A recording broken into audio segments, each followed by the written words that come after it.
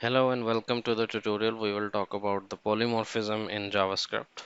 The word polymorphism has been derived from the Greek language and it means many shapes of an object. It is one of the fundamental concept in object-oriented programming and it simplifies our code and we can reuse our code if we implement polymorphism in our code.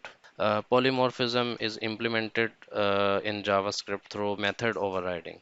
Okay, it means that different classes in our code can have methods with the same name, but the implementation of each method will be different. Here is an example in this diagram.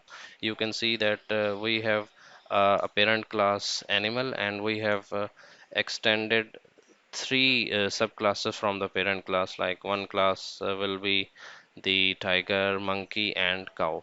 So one of the property of the animals is they make sound, so we can define a sound method in animal class, and then we can define the same sound method in each of its subclasses. So the implementation of each sound method will be different in the subclasses.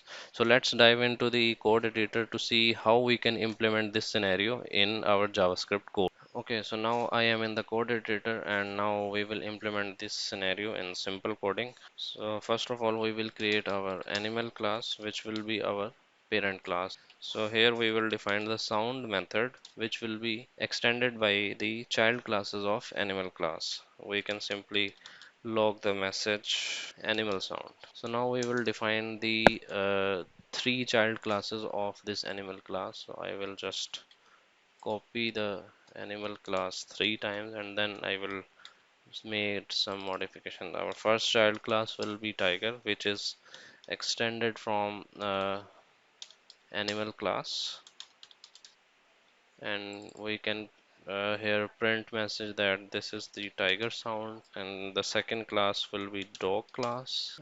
Here we will print the message dog sound, and the third class will be monkey, and here we will print the message monkey sound.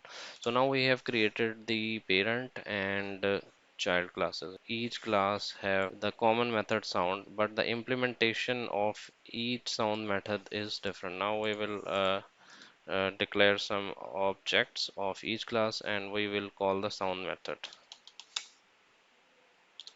Let's say we have created dog object. Similarly, we will create the other classes objects. Now we will make call to sound method of each class. Dog.sound. Similarly, tiger.sound and monkey.sound. And if I run this, you can see that the JavaScript has dispatches call to each of the respective sound method of each class.